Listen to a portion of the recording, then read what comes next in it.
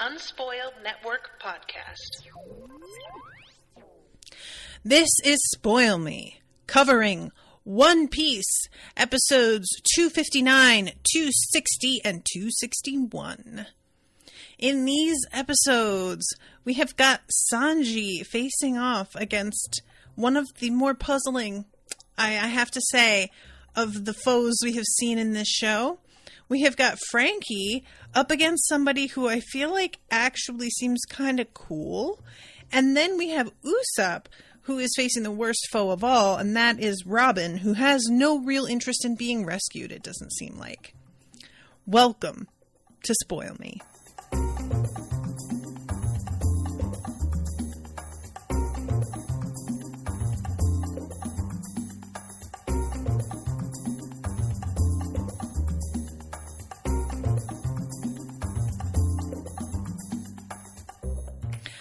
Welcome to the show, everyone. I am Natasha. Thank you very much to the One Piece crew for commissioning this episode.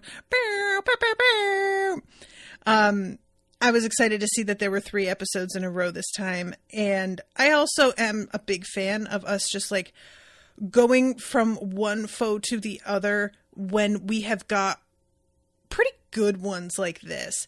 There is something more interesting to me about this time around, as I've said before. And some of that is definitely the focus with everybody being on these trains and it being sort of, it just feels streamlined in that way. But I also think that what I've been enjoying about this time around is the fact that Frankie is on our side and we're watching him fight and he has new tricks that I haven't seen before. It's one thing to see Luffy and then Sanji and then Zoro fighting. I know a lot of what they can each do. And that's not to say that they can't pull out surprises, because they definitely do that all the time. But it really is fun to watch Frankie be like fighting on our team's behalf and also pull out some truly, truly bizarre shit that isn't, it doesn't seem great, like, you know, but he makes it work. I'll say that he does make it work. So I think that's what has been really enjoyable for me this time around is this sense of just like, let's just see what this guy's up to. And we're going to start off where we ended the last section with this fucking, I don't know what to make of Wanzi. Wanzi is, I said last episode that he's like the annoying little brother. And I pretty much stand by that, like in general, because it doesn't seem like he's more capable than I anticipated. I feel like we pretty much saw the level that he's functioning at in the last episode. And that is not, it's not something to be dismissed completely. It's, while he isn't an amazing fighter, he is also managing to like stay out of our guy's way better than a lot of people who have gone up against them before. So I'm going to put a little bit of respect on his name and admit that like he is able to at least hold his own to a point. But the whole fucking thing with his ramen noodles, it's just Florian's in the chat. That's why I like the Nami fight so much. It's different from the other things. I hate this villain so much. Disdain. Are you which Nami fight? I haven't gotten to a Nami fight in this arc. So I don't know if it's that or if there's an earlier one that you're referring to. But yeah, Florian's saying I hate this villain so much. It's like, I feel like I want to hate him more than I actually do. It's not even that I hate him, and it's not even that he isn't like potentially could be interesting. Oh, Florian means Nami fights in general. Gotcha. It's that, first of all, there's just like that sort of gross out factor with anything coming out of the nose. I have a real, like, one of those love-hate relationships with things like this. I feel about it the way I think that Rashawn feels about, like, fart jokes, where Rashawn can't even say the word fart. I think I've made her in our entire friendship say that word twice, and both times when she said it, she, like, kind of freaked out the moment it came out of her mouth because she didn't want to have said it. And I have this with sort of, like, any type of humor that is very sort of, I want to say bathroom, but does coming out of your nose count as bathroom? You know what I'm saying? Because it doesn't necessarily have to be piss and shit jokes to be bathroom, I don't think. But I could see kind of feeling like that really is what it means and needing to categorize this somewhere else. Maybe just sort of like bodily function humor.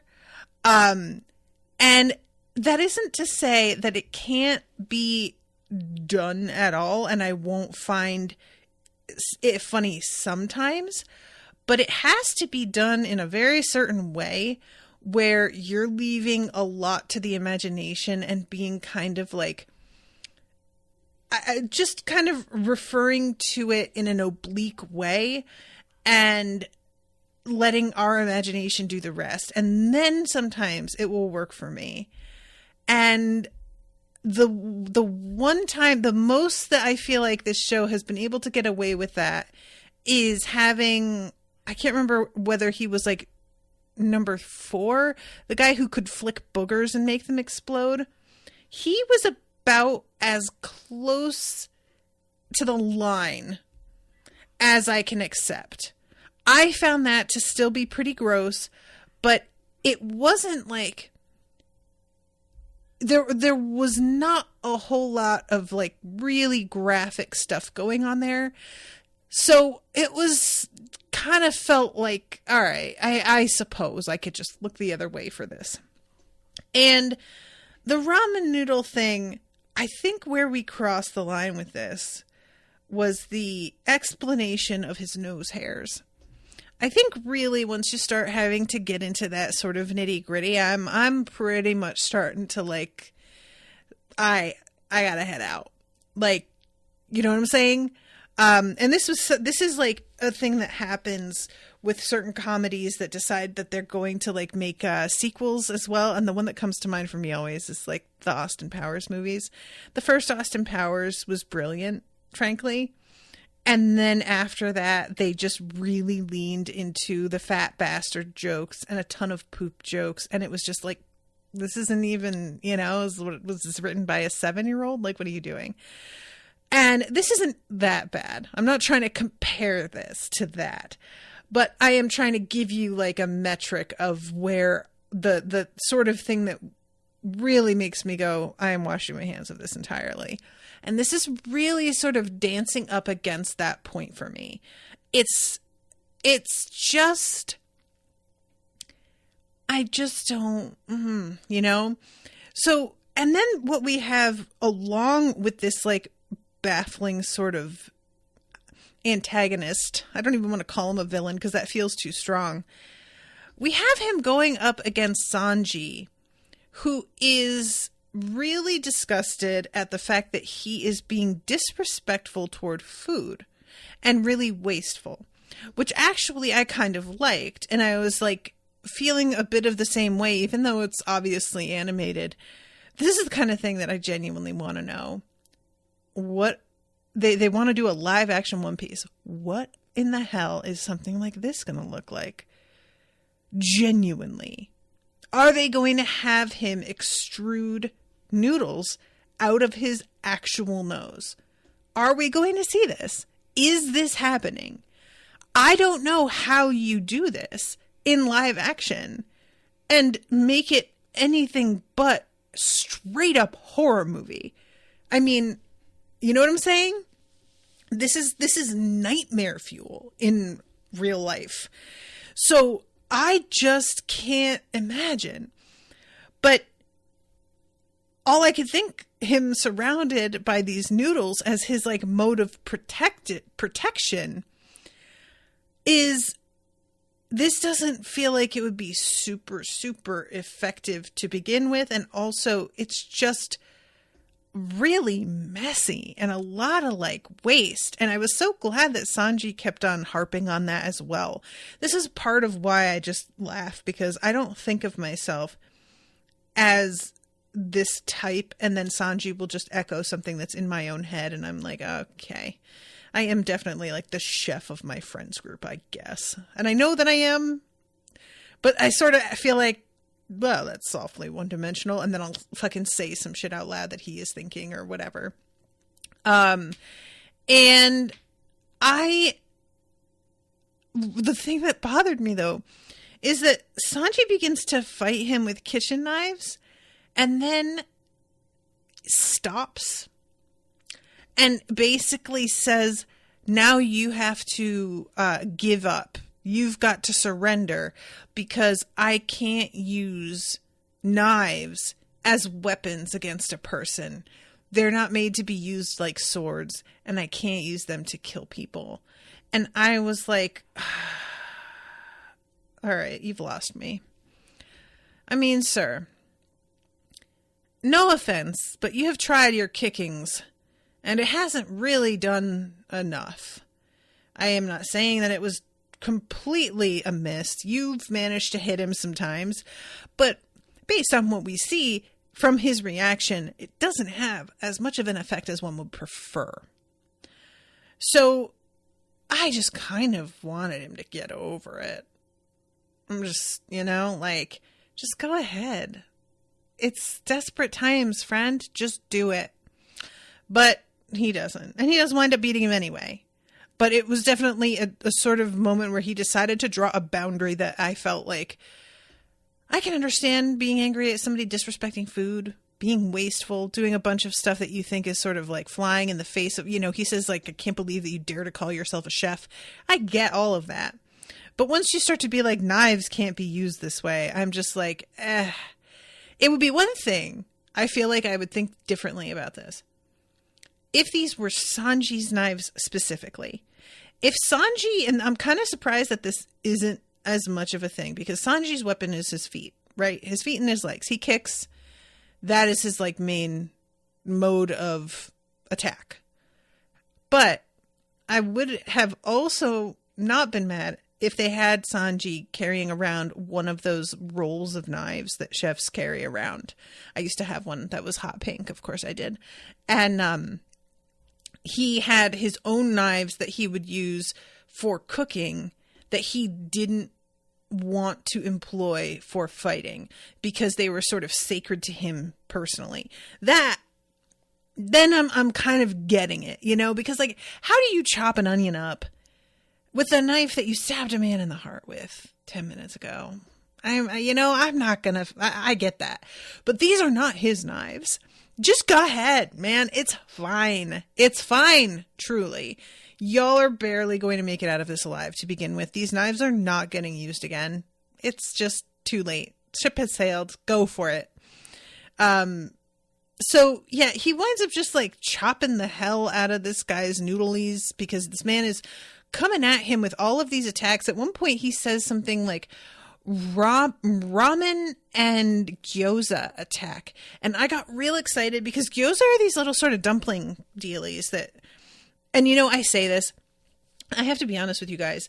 My knowledge of cooking outside of basically from Eastern Europe on is so pitiful. So I'm not even going to try and pretend that I know about Asian or Japanese cooking specifically very much at all. I have had gyoza, and I'm going to admit the gyoza I have had may very well be this like hugely modernized, or not even modernized, Americanized version that is not actually what they are.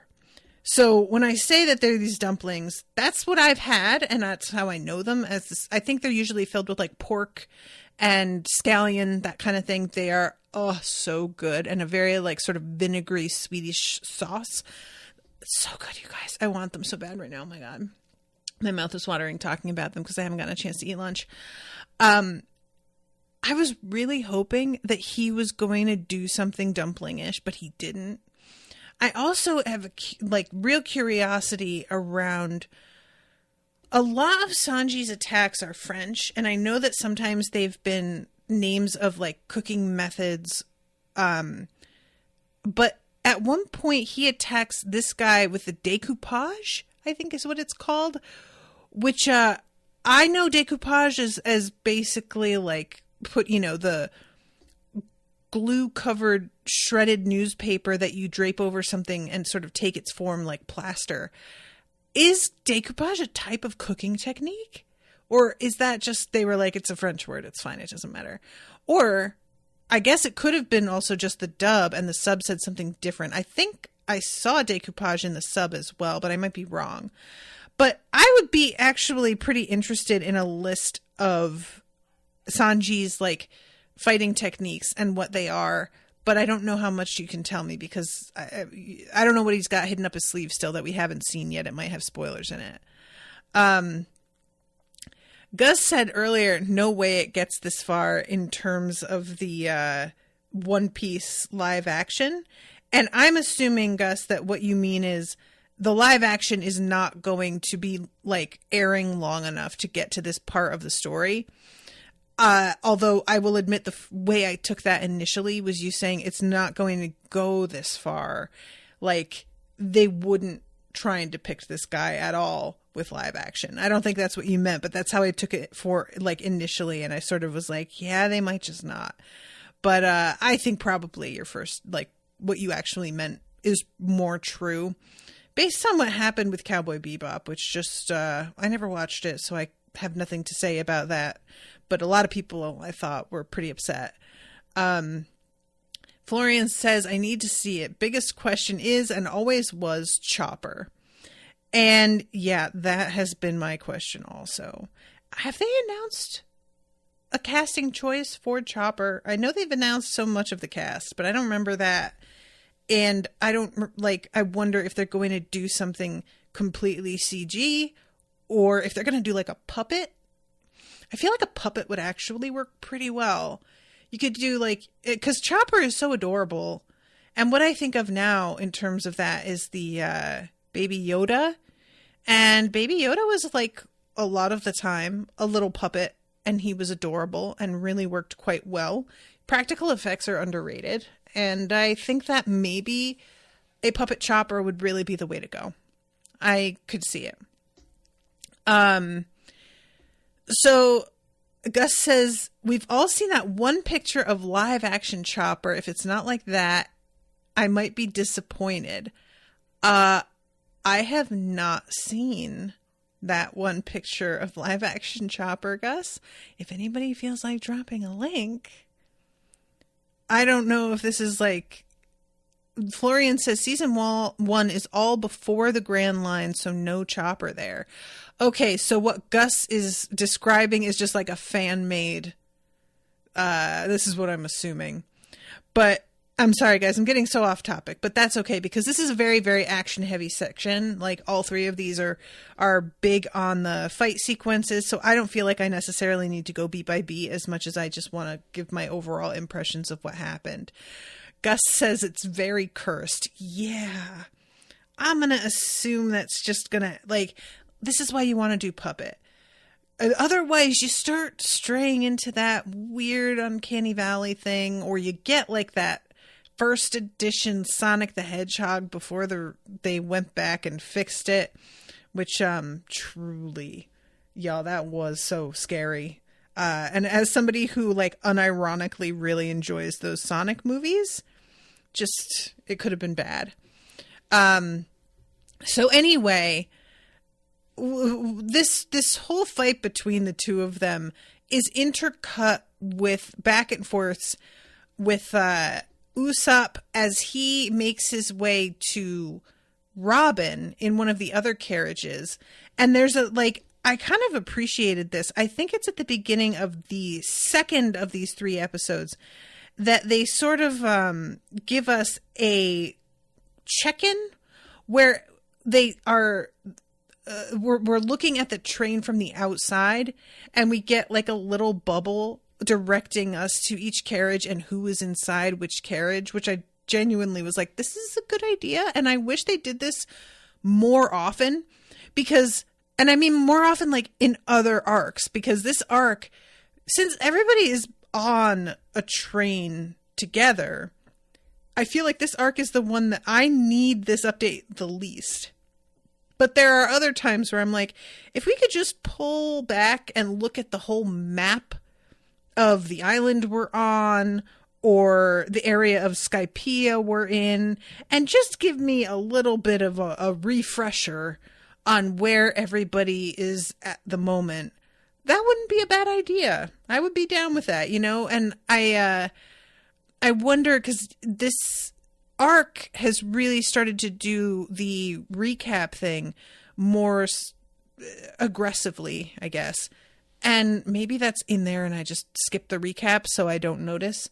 But anyway, so what we run into with Usopp, and I'm just going to talk about this really briefly because it's not a lot of forward movement here.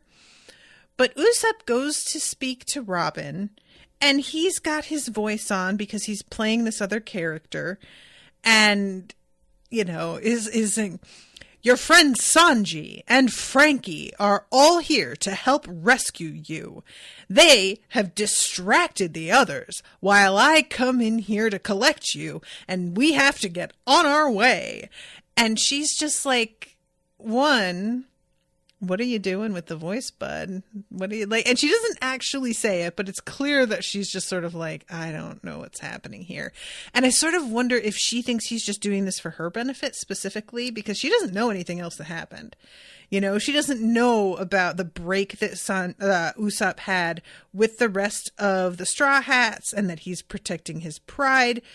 All she knows is that this dude that she still thinks is with the Straw Hats is coming in here in this weird costume and acting really strangely and doesn't want to answer to the name Longnose, which I guess probably he never did. But so I wonder what she imagines is happening. Like, does she think he is attempting to adopt a disguise to protect himself from CP9? Which, I mean, wouldn't be the worst idea, to be perfectly honest, but not really their style. This is actually, now that I think about it, something that we don't really see in One Piece almost at all. Our friends, the Straw Hats, always are exactly who they are, no matter where they go. And there is very little, if any, pretending that they are other people, trying to hide. There's just no, like, sense of, what's the word I want? Subterfuge to anything they do. And I think that's for the best because, like, Luffy can't hold a goal in his head long enough to keep up any kind of ruse. He's just not reliable for that. You know, Luffy is just going to say what's happening, and there's really no point trying to get him to do anything other than that. So anyway, Usopp is trying to get Robin to come with him, and she's like, no, I'm not doing this. And he says, look, we all know what you are doing by turning yourself in. If you think that your friends, he keeps sort of framing it like that, if you think your friends are just going to let you do this, you're ridiculous. Like, you have to know who Luffy is. He is never going to just sit by and let you get taken in. Of course that's not going to happen. And she eventually interrupts him and says, I don't want your help, though. I don't care what you guys want. Have any of you stopped to consider what I want? And I really liked this and thought it was interesting that Usopp basically sidesteps that part. And they do get interrupted, so there isn't a lot of time to sort of dwell on that, and it might come back up later. But I had said a little while ago now that as far as I was concerned, Robin had lived a very, like, messy and corrupted life. And maybe her intentions for the most part were good, but ultimately she has been really selfish, it sounds like. And the people around her always were the ones who got hit with the worst of the consequences for the things she chose to do. And so a big part of me kind of feels like maybe jail is exactly where she belongs, because she has wreaked havoc. And it could be all a misunderstanding.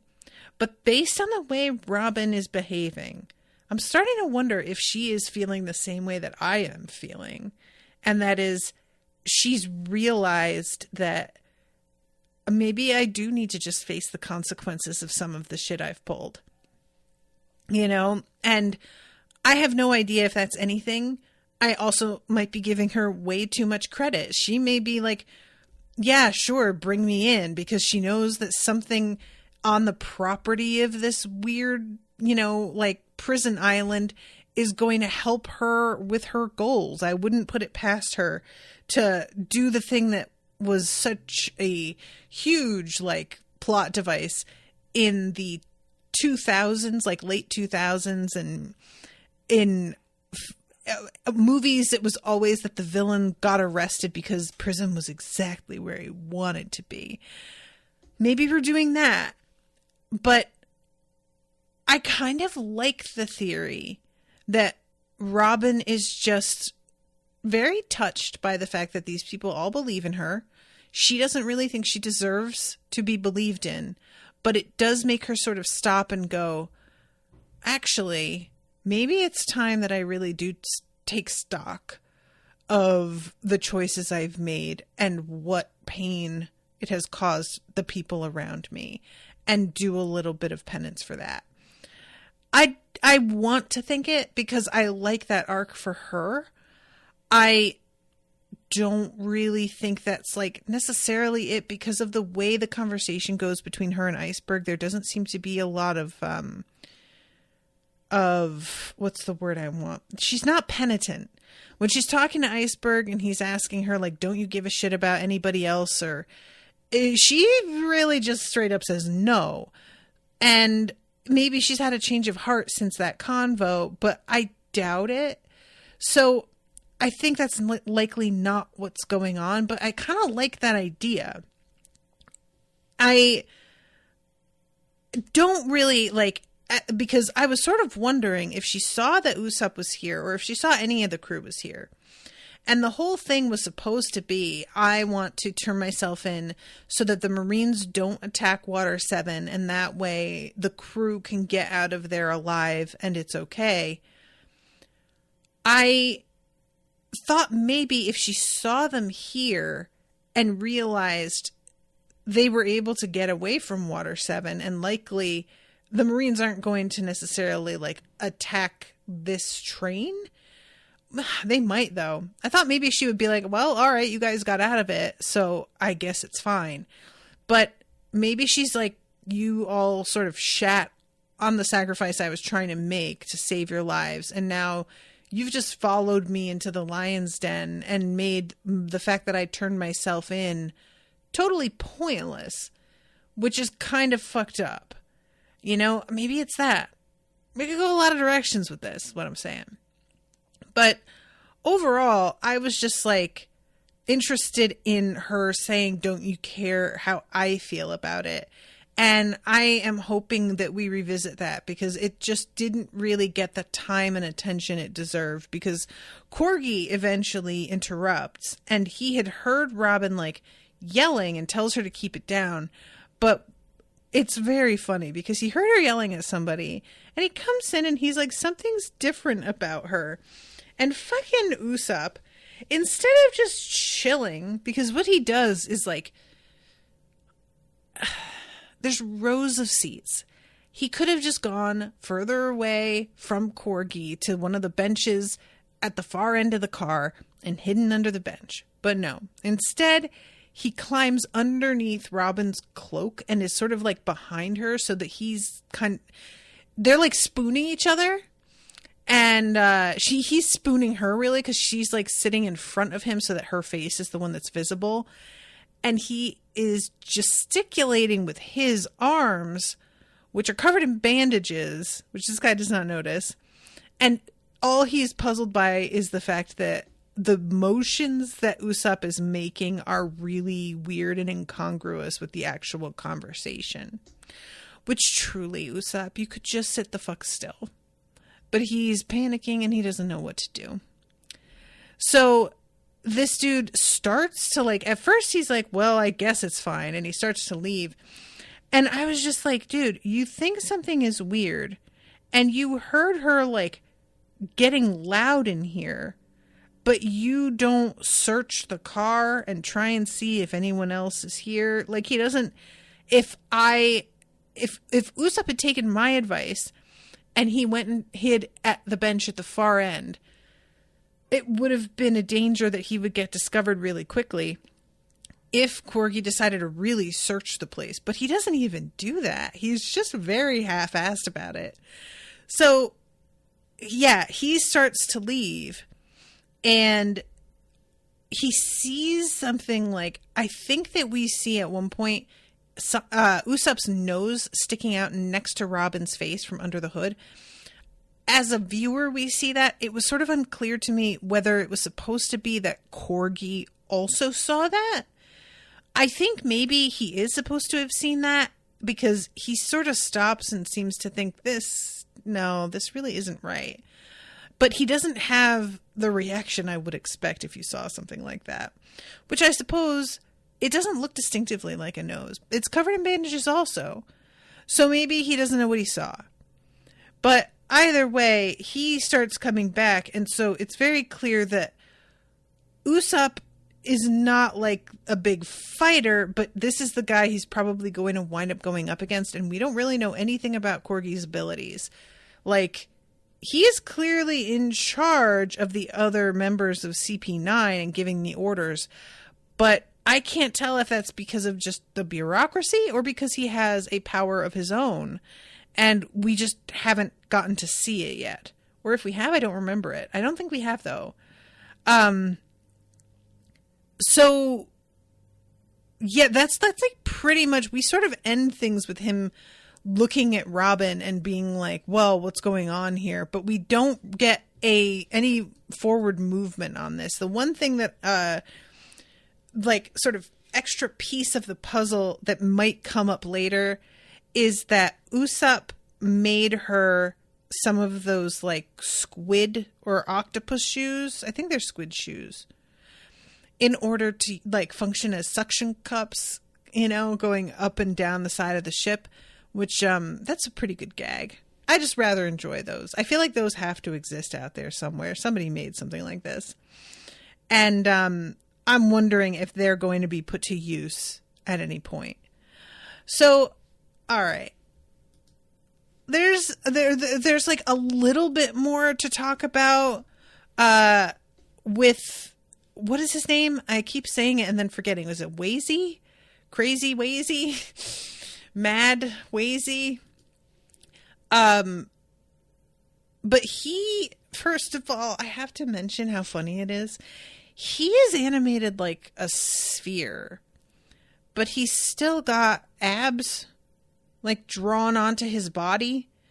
Like he's supposed to just be really muscular, even though he is also almost round. Which I'm not mad at, but it is a weird look. And I had sort of forgotten to mention last time, I had said I think something about his teeth, but I forgot to mention how his eyes jut out of his head in a way that almost looks like eyes on stalks, like a caterpillar or snail, I really guess. Snail is probably closer, but they're not on stalks that are that thin. It's just more like two tiny plateaus sticking out of his head with eyes on the flat part of the plateau. Real weird looking. And at one point, when he's fighting with Sanji like kicks him, and knocks the teeth out that he's got that make him look like buck-toothed, and knock his face kind of back into place. Like everything that makes his face look as distinctive as it does gets pretty much undone. So now he's almost a pretty boy. I don't know what to make of that. I will be totally real with you guys. He is doing that thing where he's thinking that the way he used to look, I guess before he put the fake eyes and teeth on, is unattractive. And that the way that Sanji has revealed what he really looks like underneath is Sanji making him uglier than he actually is, which is a weird reaction to have, but I'm not mad at the idea of having characters who like think they looked way better before when everybody else would disagree with them. Oh, is that what it is? Gus says, yeah, Sanji alters his bone structure. Okay, because like they just sort of disappear, but I couldn't tell if they were meant to be like fake appendages that he had put on, like almost like makeup, you know? And it didn't seem that way, but I also couldn't think of another explanation. So, okay, he alters his bone structure with his kicks. Sure, why not? We'll go with that. And one of my favorite parts is that not only does his face look way better, and I say better with like a real sort of asterisk, but he's got big starry eyes that look like, if you play Animal Crossing, there's a character named Celeste who is a little owl girl, and she shows up on your island when there are meteor showers, and she looks up at the sky every time there's a shooting star, and her eyes get really like starry and for a moment. And I have like a little stuffy of her with those starry eyes, and I love it the most. That's the look he's got, is like the Celeste eyes. And it's after he gets slammed in the face with like a frying pan that this all happens, I think. But it is really fun. He like lifts his face and says, "How dare you dent my proud eyes and nose?" And he's got like these like blue eyes with golden starbursts and a pointed nose and like regular teeth, and he like looks good. And you could just see Sanji being like, all right, I don't really know what's going on here. I'm just gonna sort of let this happen, I suppose. Gus says the eyes and teeth are real, and he thinks that it looked better naturally. Okay, yeah. This is this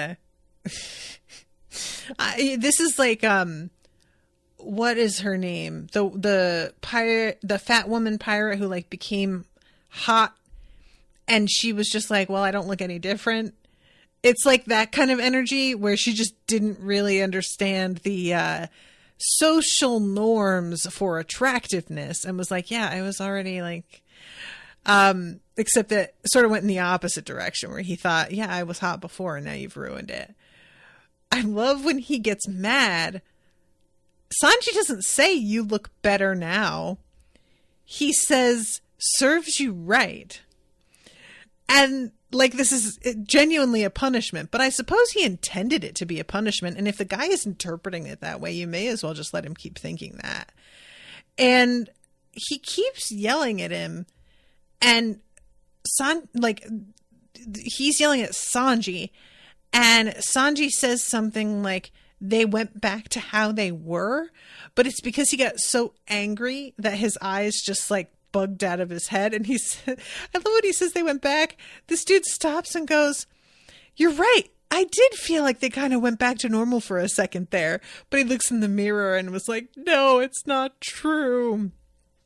So this whole bit is just really, really strange. I don't know what to do with this, but Anyway, this dude had been saying while he's fighting Sanji, the whole time he's just like, I can't believe you fucking schmoes are falling for Robin's line. All she has ever done is betray every person she has ever met. And all of you are over here risking your lives for some bitch who is full of shit and doesn't care. And honestly, it's pathetic. Get a grip. She's playing you. And I know that you think I'm a goof, and maybe I am, but I do take my job pretty seriously, and it will fuck us up bad if you run off with her. So no, you're not going to do it. And I did respect him a little bit for kind of being like, I do take my job seriously. But in the end, he does lose, and he winds up getting thrown through a door into the next train car, which is where all of CP9 is waiting. So we're going to double back a little bit here and go to Frankie, who is fighting Nero. Nero, I think he says something about how he's like the Weasel King? Is it what does he say? It's something with weasel, right? And he does have like kind of a weaselly or even a cat-like look to him. He's got whiskers. He's got a like kind of slender, muscular body. He looks like Zorro in terms of the way his body is built. And when I was puzzled last episode and was like, is that a feather in like somebody's hat? Yes, indeed it is. He also has hoop earrings and like a green pearl necklace that really reminds me of Marge Simpson. And a sort of shirt that's got a collar on it that looks like kind of Native American. There's a decoration in the middle that is almost like a bird skull, but it's not really. It's like reminiscent of that.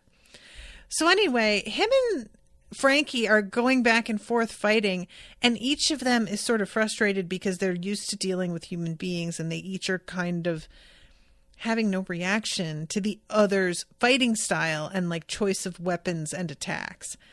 And we eventually get Frankie asking Nero, do you know what a centaur is? And then we get, I should have known, you guys, because we got a similar thing as what happened with Pietro. Is that his name? Or Pierre from Skypiea? Which is, as he's describing what this being is, we get this sort of majestic silhouette of the creature as we imagine them. And then all of a sudden in the foreground appears the creature as it exists. And as we remember, it had been like, oh, he's a Pegasus. And then we like see Pietro, and he is this very sad, weird, I truly one of the better jokes of the show. I will never forget how hard I laughed, and like how continually every time he made his weird noise, it just never really stopped being funny.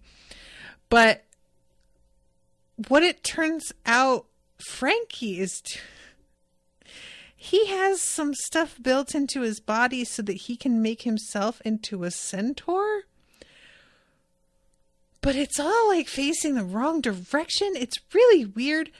So instead of like his back end extending backward out, his front extends forward, but only like from the waist down, so that his torso is just facing the entire wrong direction. And there comes a series of very ineffective attacks. And I was wondering the entire time that he's transforming, what advantage do you see to activating this ability right now? I can't think of a worse place to be a four-legged hoofed animal than the roof of a train. So he sort of like, tries these few things, they don't work. And I should mention that by this point, Nero has begun to figure out that it is his back that's very vulnerable. So Nero is really on his way to getting the better of Frankie. And Nero is like shooting at him at one point when he's in the centaur form, and he falls off the side of the train and is just barely holding on. And Nero walks up and puts his boot on Frankie's hand like he's about to stamp on his fingers and make him let go. And his boot also has this sort of look, like there's almost like a cowboy sort of theme, but it's not quite, you know, like that hat, it's cowboy-ish if it didn't have that huge feather in it. It's just a weird mishmash of things going on here. So yeah, he's like tapping on his fingers with his foot, and he goes to like stamp on it, and Frankie lets go with one hand, swings around so that all 4 of his legs, is it 4 or is it 6, come up around the top and basically like wrap around Nero and bring him down in a kind of, it's 4 from what I'm seeing here. It's almost like he's pinioned like a wrestling move, something like that. And I really do love when he says something like, "You're going to give me a hand?" Because in the dub, he says something like, "Oh, let me give you a hand." And it's like a really silly, villainous line that's so like cliche. And they don't really capture in the sub. In the sub, Frankie just kind of says, "I didn't need your help." But in the dub, he says something like, "Let me give you a hand." That is such a bad line. That's really sad. Like, come on, you can't do better than that. And that shit cracked me up. I really did enjoy him just being like, wow, you really thought you had me there. That was almost embarrassing. I do like too, at one point when Frankie is trying to sort of lure him, Frankie just collapses and is just like, "Ha, I'm invincible. What do you think of that?" It's just like he doesn't do anything, but he's acting like he won the fight. And Nero in the dub says, "That was so stupid, I can't even think of a comeback," which I thought was a pretty good response. So all of this is going on. We finished this episode, this third one, with everybody having sort of like, I say everyone, really, it's just Frankie and Sanji. They have busted into the train car that has CP9 with their enemy before them, like having been completely wrecked. And I should mention that this there's like a poisoned chopping. It's not an axe, but it's not as simple as a knife. I'm not really sure what to call it. It feels almost like a machete. And I had forgotten to mention that Wanzi also has like these. I think actually somebody mentioned last episode that his roller skates are actually, the wheels are pizza cutters, which, sure, why not? Go ahead with that. But yeah, he is really like thinking, okay, I've pulled out all the stops here, and it just doesn't matter. Sanji has just basically gotten extremely sick of this guy and just wants to put an end to this once and for all. So this is when he gives him the kick in the like chest stomach area that's called decoupage. And I was just sort of like, I don't know what that means in this case. And then Frankie and Nero like come plummeting through the ceiling of the same train car. Meanwhile, on Rocket Man, there is this whole thing with them pummeling toward the train car that Sanji, Usopp, and Frankie unhitched from the other train that is now just sitting in the middle of the track, not moving at all. And again, Rocket Man cannot be slowed down. There's no brakes on it. So they're heading toward it, and they have to what they do is there's a concern that people from the Straw Hats are on that train car. So Luffy uses his abilities to like jump ahead onto it and check and see. He does not see any of his buds. I really do enjoy how he's just looking around and nobody really knows how to react to him. Like, they let him walk around and ask questions for way too long before they decide to try and attack him. And by the time they decide, it's just too late. So he goes and checks it out first. And then when he finds out none of their friends are there, he says, okay, Zoro, cut it. Or I think he says, cut him. And so Zoro cuts the entire train car in half, which causes it, of course, to fall off the track. But it turns into sort of two like open top boats, like rowboats. And so these guys are, for the most part, not dead. It's like they're just chilling in the water waiting to see what happens. And all of the like Frankie crew and the shipwrights and stuff are all very impressed. None of them knew that. Have I been saying Sanji this whole time? I meant Zoro. None of them knew that Zoro could do this. And one of them says something like, he can do that and he's not even the leader of the Straw Hats. And I was like, yeah, but he could be, like, if he wanted. He just doesn't want it. But there comes a point later, after they get through this spot, where they come across a giant sea king that has also been cut in half. And it was sort of a weird moment because Zoro is acting hugely impressed that somebody was able to do this. Oh, that makes sense. Gus is in the chat talking about Nero, and he says, I always got Three Musketeers vibes. That makes sense. Okay, yeah. Okay, I like that. Thank you. Because there is like a weird sort of cowboy-esque aesthetic to the Three Musketeers, but it's just not, it's so much more like foppish, I guess is really the word that comes to mind. So yeah, that makes total sense. But when Zoro sees that the Sea King has been cut in half, he seems like really, really impressed, like it's more than he could have done. But the Sea King doesn't look like it's all that much thicker than a train car, which Zoro just cut apart himself. So I was sort of like, he's acting like this person is going to be more than a match for him, but I don't really see why, because he just did something crazy on his own. And anyway, this results in Zoro going up against T-Bone. I still can't handle that that's this guy's name. It just does not suit him at all.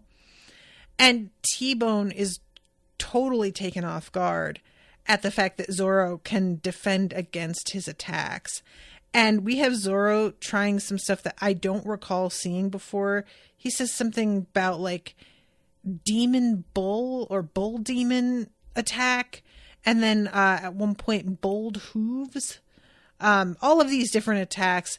But in the end, he manages to like, he doesn't kill T-Bone. He just sort of makes space for them to get through, and T-Bone is left behind, if I'm not mistaken how that goes. I'm not looking at the scene right now because I'm running out of time here, so I can't find it. But the sense of it is just so interesting to me because I can't help but like T-Bone a little bit. You know, he just seems like a dude who's really doing his best. And his whole sense of like, I want to show people that there's still justice in the world, like, I admire that in theory. It just all depends on what your ideology about what justice means really is. And so far, he has been willing to sacrifice stuff of his own to help the men in his command, which to me is like what it's all about. So for me, it feels like he's got the right priorities from the very little that I have seen so far. So I just have a hard time rooting against him, and I want to see more of him, but in a better context where maybe he has like grown to like our people a little bit more and be on their side. And I don't know if that's ever going to happen. So Anyway, Gus says, yep, and even Zoro acknowledges a sense of justice, but they need to get past him. Yeah, Zoro basically is just like, look, you seem like a nice guy, but you're in my way. So yeah, I really liked this trio of episodes. I thought it was super fun. And the main thing that I'm curious about is more conversation with Robin about what's going on. And I would also like to hear exactly what happened with the other crews that all wound up dead except for her. Because as of right now, the only information that we have is very vague. And it's a lot of different people just saying she betrayed everybody and managed to get away herself while they stayed wherever they were to die. And that's information that has come from unreliable sources related to the government. And also Iceberg, who I feel like mostly seems to have a good perspective on things. And I tend to trust his judgment. So I've been taking it at face value that she has been kind of heartless and ruthless. But it may be that we hear her story and it doesn't seem that way at all, actually. And that there's like a sense of, if not justification for the way she has handled things, you get a sense of understanding that maybe it all got out of hand and things didn't go the way she had planned or that others had planned, or maybe there was a series of accidents. Or maybe she got played and lied to, and it just wound up all making her look really bad. So I'm interested in hearing her backstory. So, yeah. And I feel like there was some other... Oh, I just wanted to mention, because, you know, how Usopp is using this other voice and everything when he is Soge King. He's talking to Robin, and when he's telling her, like, we know why you made the deal to turn yourself in. He says in the subs, Ice Pops explained. And in the dub, he says that Ice Gentleman explained everything. And I don't know why, but I just really liked that. That Ice Gentleman, especially in the voice he's using, it felt more appropriate to say it that way. But I just wanted to mention that anytime that I see a significant difference in what the sub says versus the dub, I like mentioning it because sometimes I don't like the dub as much. And sometimes I think the dub works way better. So I just find it interesting to compare. Okay, I'm going to wrap this up, but thank you guys very much for listening, for commissioning these. I hope you all are having fun. There is an episode scheduled for... Oh, wait, no, I lie. I was going to say for Thursday next week, but there isn't. We don't have another episode until after Christmas, December 27th. So, all right, never mind. I don't have to make that announcement. All right, guys. Well, then I will see you on the 27th. Until then, toodaloo, motherfuckers.